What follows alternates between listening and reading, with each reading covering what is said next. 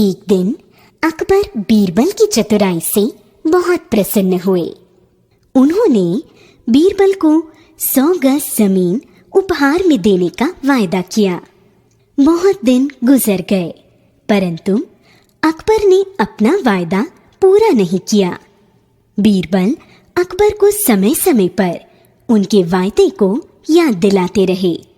अकबर बीरबल की बात अनसुनी कर देते और अपनी गर्दन दूसरी ओर मोड़कर भूलने का बहाना करते। कई दिन बीत गए।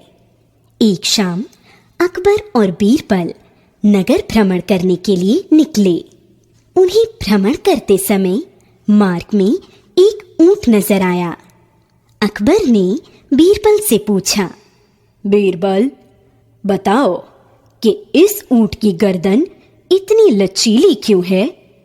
बीरबल ने चतुराई से उत्तर देते हुए कहा, महाराज, यह ऊंट पिछले जन्म में एक राजा था। एक दिन इसने प्रसन्न होकर अपने वजीर को 100 गज जमीन देने का वायदा किया था, परंतु राजा अपना वायदा भूल गए। जब भी वजीर उसे वायदे की याद दिलाता तो वे अपनी गर्दन मोड़ लेते और बात अनसुनी कर देते। अकबर को बीरबल की बात पर विश्वास नहीं हुआ। उन्होंने कहा, यह तो असंभव है। बीरबल ने कहा, महाराज, मेरा विश्वास कीजिए। यह सत्य है कि जब भी वजीर वायदे की याद दिलाता तो राजा अपनी गर्दन मोड़ लेते।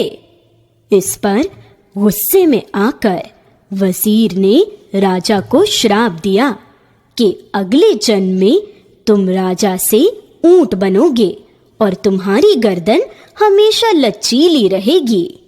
अकबर ने बीरबल द्वारा ऊंट की लचीली गर्दन की कथा सुनी। उन्हें बीरबल की चतुराई समझ में आ गई। अकबर को अपना वायदा याद आ गया। लज्जित होकर उन्होंने बीरबल को 100 गज जमीन उपहार में दे दी। बच्चों, हमें किसी से भी कोई वायदा बहुत सोच समझ कर करना चाहिए।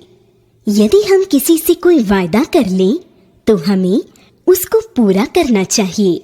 कहा भी गया है, रघुकुल रीति सदा चली आई, प्राण जाए पर वचन न जाए।